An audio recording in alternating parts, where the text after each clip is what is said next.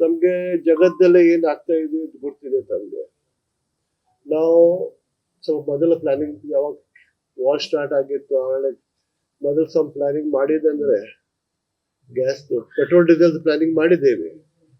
Petrol diesel ಏನು shortage ಇಲ್ಲ, ಇನ್ನು 2 ತಿಂಗಳದ್ದು ಕ್ರೂಡ್ ಸ್ಟಾಕ್ ಇದೆ.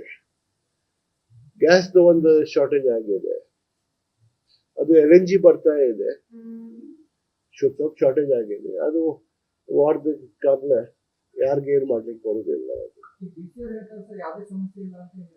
ಪೆಟ್ರೋಲ್ ಡೀಸೆಲ್ ಸಮಸ್ಯೆ ಏನೂ ಇಲ್ಲ, ಗ್ಯಾಸ್ ಮನೆಗೆ ಸಮಸ್ಯೆ ಇಲ್ಲ, ಕಮರ್ಷಿಯಲ್ ಅಷ್ಟಿಲ್ಲ ಸ್ಟಾಕ್ ಅಲ್ಲಿ. ಕಮರ್ಷಿಯಲ್ಗೆ ಪ್ರಾಬ್ಲಮ್ ಆಗಿದೆ,